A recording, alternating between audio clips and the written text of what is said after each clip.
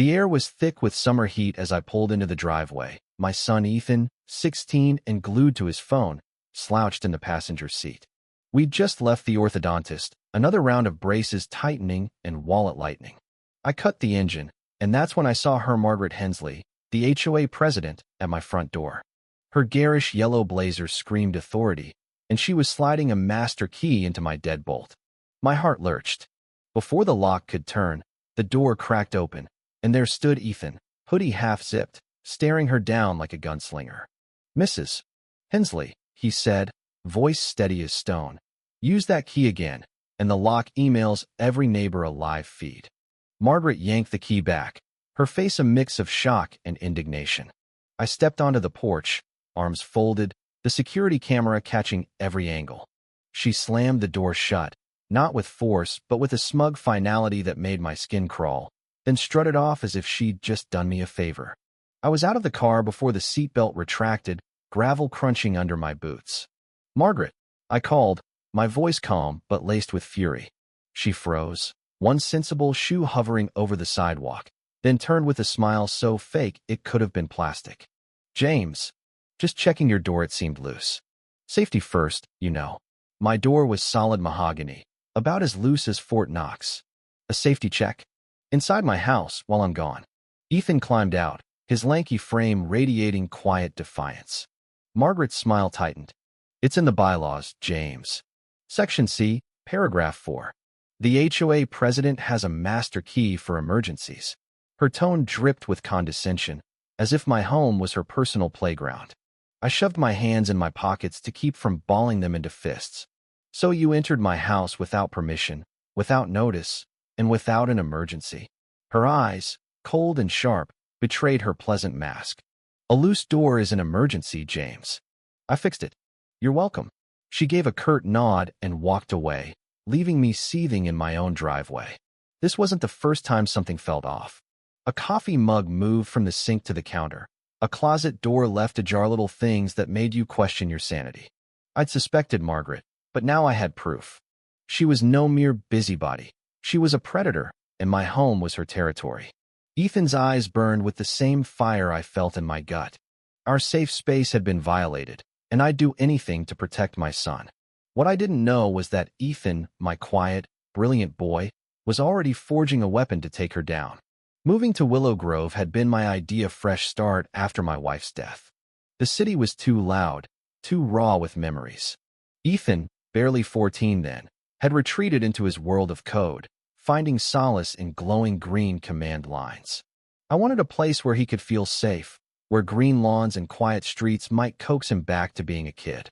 Willow Grove's brochure promised paradise, happy families, a shimmering lake, and a dedicated HOA. Our realtor, called Margaret Hensley, wonderfully committed. In hindsight, that was code for power-hungry dictator. For 6 months, we settled in.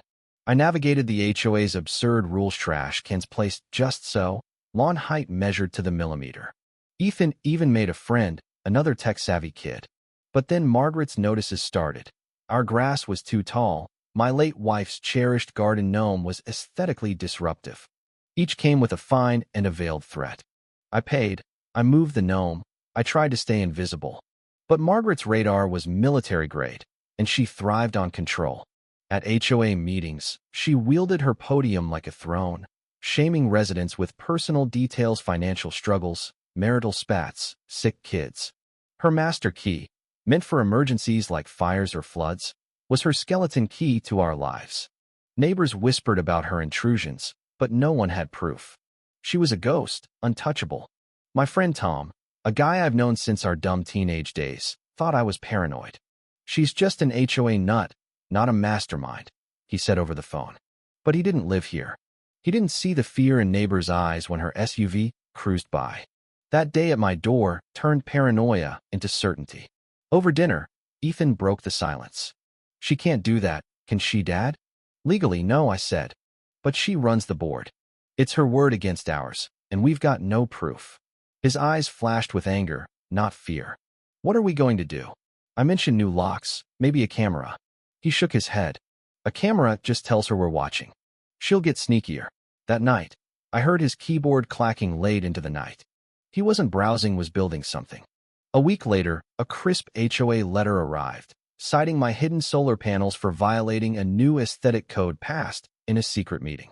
It was war. Ethan read it twice, then showed me his laptop, a mock-up of a Willow Grove community security portal, official-looking and irresistible to someone like Margaret. "This isn't a deterrent," he said, eyes gleaming. "It's a trap."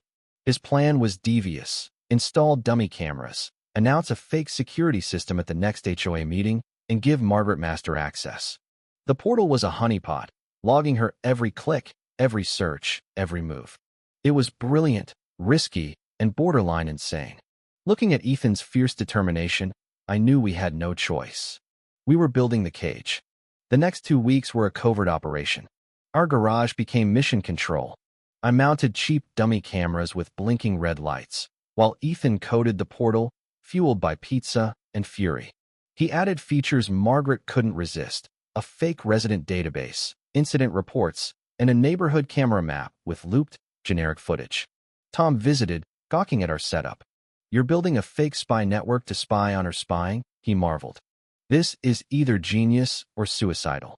The night before the HOA meeting, the portal was ready, a terrifying digital illusion.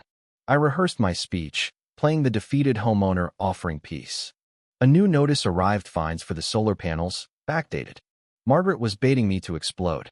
Instead, I'd play the lamb. At the meeting, the clubhouse buzzed with tension. Margaret glowed at the podium, ready to crush me. I stood, voice shaky. "Margaret, about the solar panels, I want to be a good neighbor. I've installed a new security system and want to offer you, as HOA president, master access to keep our community safe." The room murmured. Margaret's eyes lit up with greed. "A generous offer, James," she purred, accepting. She thought she'd won. Back home, Ethan's notification pinged. She was logging in. The bear was in the cage. For days, she explored the portal, drunk on power. Then, a neighbor, Mr. Thompson, got a fine for a non-existent backyard shed, based on a fake photo Ethan planted. At the next meeting, Thompson raged, but Margaret gaslit him with our fake evidence, humiliating him.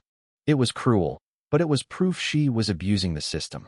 Then came her checkmate, a notice for a safety inspection at our house, citing an anonymous tip about structural and electrical faults. She'd use her key to enter, likely to plant more violations. Ethan grinned. "Good. I'm upgrading the streaming protocol."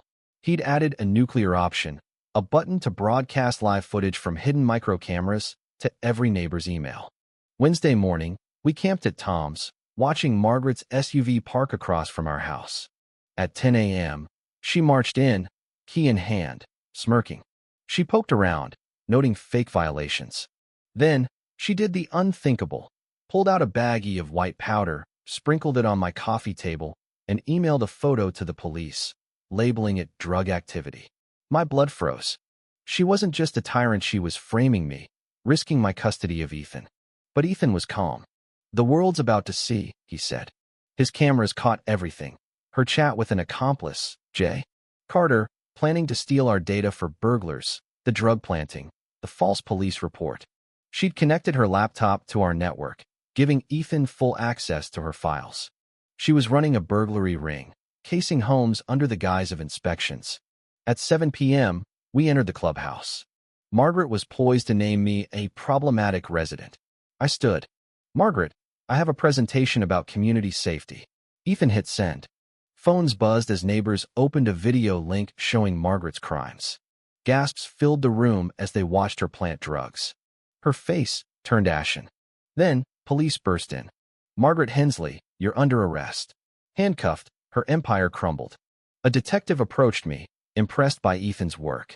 "Your son dismantled a burglary ring hitting 3 counties. We want him for our cybercrime internship." Ethan, once my quiet boy, was now a hero, his trap exposing a dragon. Our home was safe, and a new future awaited.